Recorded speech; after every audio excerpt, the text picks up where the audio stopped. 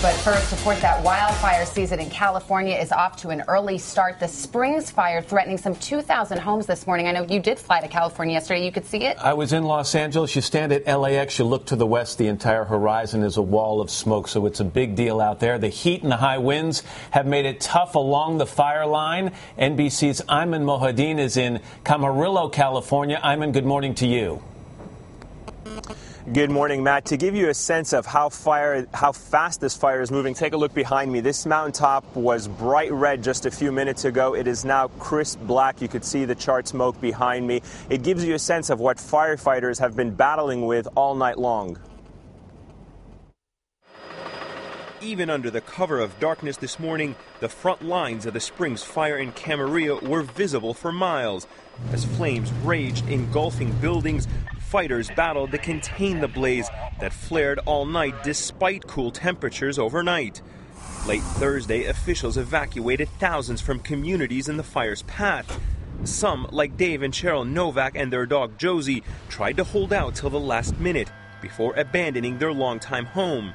We've lived in fire areas and seen lots of fires, but this one was the scariest. Across California, at least 6 fires have burned in the past 2 days.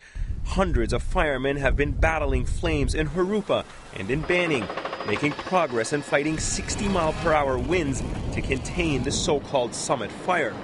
But in Camarillo, progress was far less certain. We're not going to call this thing caught until we have a good line around it, and that line can hold the conditions that are presenting at the time.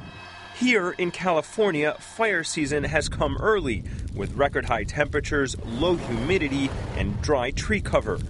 Conditions are already ripe for fires, fueled by gushing Santa Ana winds blowing from the east.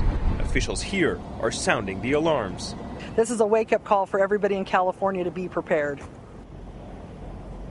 Now, on our way in here, we drove past several police cordons. They are evacuating thousands of homes in the area, but you could see the bright red blaze from the fire as firefighters here try to contain the front line. So far, they've only contained about 10% of it.